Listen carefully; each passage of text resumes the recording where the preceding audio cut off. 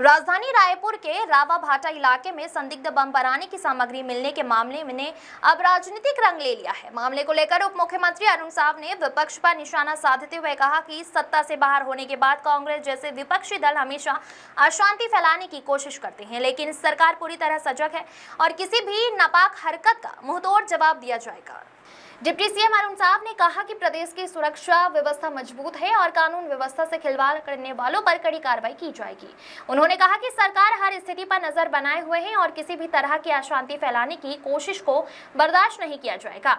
इस दौरान अरुण साव ने पश्चिम बंगाल में शुवेंदु अधिकारी के पीए की हत्या के मामले में भी टीएमसी पर हमला बोला। उन्होंने कहा कि चुनाव हारने के बाद टीएमसी के गुंडे नापाक हरकतें कर रहे हैं, लेकिन बंगाल में गुंडागर्दी बर्दाश्त नहीं होगी और अपराधियों पर कठोर कार्रवाई की जाएगी। वहीं ऑपरेशन सिंदूर के 1 साल पूरे होने पर डिप्टी सीएम ने कहा कि यह प्रधानमंत्री के नेतृत्व और भारतीय सेना की ताकत का परिणाम था। उन्होंने कहा कि सेना ने पहलगाम हमले का बदला लेते हुए आतंकियों की ताकत को नेस्तनाबूद किया है। अरुण साव ने सेना की बहादुरी को नमन भी किया। पूर्व मुख्यमंत्री भूपेश बघेल के बयान पर प्रतिक्रिया देते हुए अरुण साव ने कहा कि अगर कांग्रेस हार के बाद भी उत्साहित है तो यह उनके लिए खुशी की बात हो सकती है। उन्होंने तंज कसते हुए कहा कि लगातार चुनाव हारने के बाद भी कांग्रेस का उत्साह बना रहता है, यह समझने की जरूरत है। Bureau report.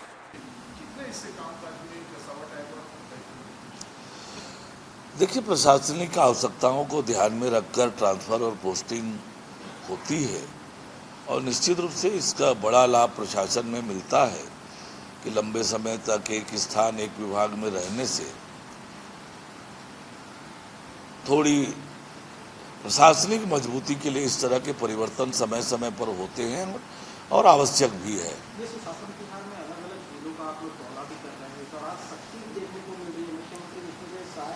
मीटिंग से यह अधिकारियों को बाहर लाने के निर्देश देते हुए नजर आए। अलग अलग जो मंत्री हैं वो अधिकारियों को जरूरत फटकार भी लगाते हुए नजर आए। इस तरह से पूरा प्रशासन क्या हो? देखिए, सुशासन जनता के प्रति जवाबदेही का ये बड़ा माध्यम है।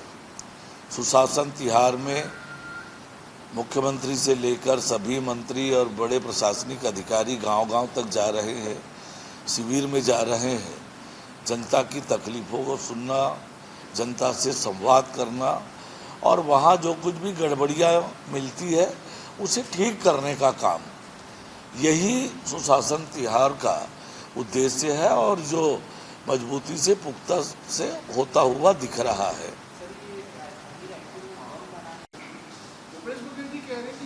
राजनीति नहीं करते, वो अपनी उपलब्धियां भी गिना रहे हैं। आप लोग कहते हैं कि जहाँ जाते वहाँ हार जाते, क्या कहेंगे? देखिए, भूपेश बघेल जी कांग्रेस की लगातार हार से भी वो प्रसन्न है, इतना उनमें उत्साह है तो ये उनको मुबारक हो। छत्तीसगढ़ में भी विधानसभा चुनाव हारे, लोकसभा चुनाव हारे, रायपुर दक्षिण का चुनाव हारे, नगरीय निकाय पंचायत चुनाव हारे, फिर भी उत्साहित हैं। जहाँ के प्रभारी बनते हैं वहाँ चुनाव हारते हैं तब भी उत्साहित हैं। इनके नेता तो 99 चुनाव हारने का रिकॉर्ड बना लिए हैं, फिर भी उत्साहित रहते हैं। पता नहीं इनको क्या मिलता है, कहाँ से एनर्जी मिलती है। चुनाव हारने के बावजूद इस तरह से उत्साह में दिखते हैं, ये तो समझ से परे है। समझने की आवश्यकता है और कांग्रेस के नेताओं को बताना चाहिए कि हार के बावजूद इतना उत्साह में कैसे रहते हैं।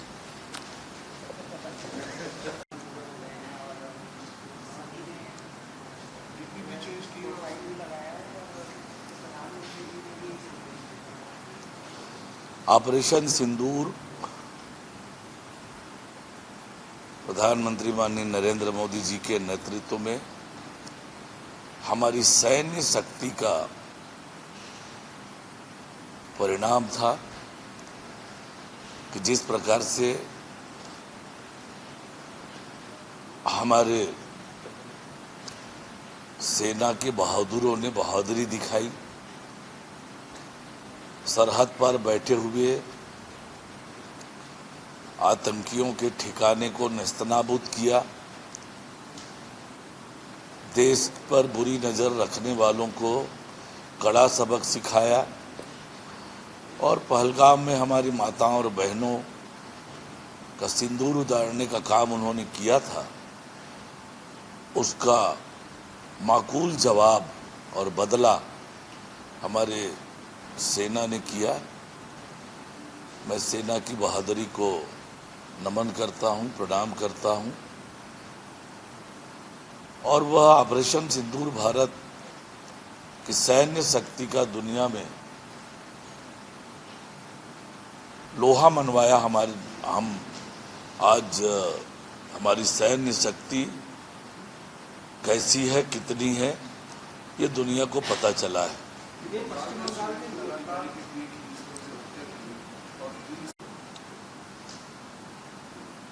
पिछले चुनाव में भी हमने देखा था कि चुनाव परिणाम के बाद किस प्रकार से टीएमसी के गुंडों ने गुंडागर्दी की थी और चुनाव हारने के बाद हताशा में टीएमसी के गुंडे जिस प्रकार से नापाक हरकतें कर रहे हैं, किसी भी कीमत पर उन्हें बख्शा नहीं जाएगा। पश्चिम बंगाल में कानून का राज होगा, गुंडागर्दी किसी भी कीमत पर बर्दाश्त नहीं होगी और कठोर कार्यवाही ऐसे अपराधी तत्वों पर होगी। विपक्ष जो पूरे चुनाव में लोकतंत्र का हवाला देता है, इसके बाद में नतीजे आने के बाद में इस्तीफा नहीं देने की बात कह रहे हैं, कितना लोग काम नहीं। देखिए, हम जो बार बार इस बात को कहते रहे हैं कि ये इंडी गठबंधन के लोग, वो कांग्रेस पार्टी हो या तृणमूल कांग्रेस पार्टी हो, इन्हें न देश से मतलब है, न देश की जनता से मतलब है और न देश के संविधान से मतलब है। इनके हित की बात है, वही संविधान है, वही कानून है और इनका जो परिवार है यही उनके लिए देश है। जिस प्रकार से विधानसभा चुनाव में करारी हार के बाद ममता बनर्जी का ये कहना कि मैं इस्तीफा नहीं दूंगी, ये देश की राजनीति में एक अनोखा उदाहरण है और सत्ता लोलुपता का, संविधान पर अविश्वास का इससे बड़ा कोई उदाहरण हो नहीं सकता है। जनता ने जवाब दिया है और ये एक्सपोज पूरी तरह से हो गए। प्रदेश में छात्र संघ चुनाव को लेकर लगातार मांग हो रही है।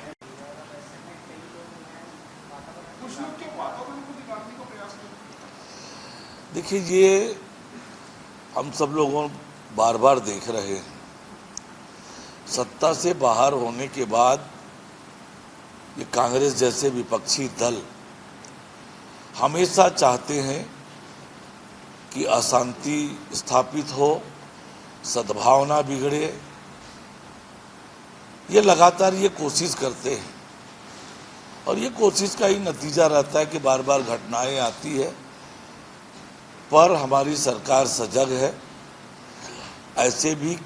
ऐसे किसी भी नापाक हरकतों का मुंहतोड़ जवाब मिलेगा, कठोर कार्यवाही होगी।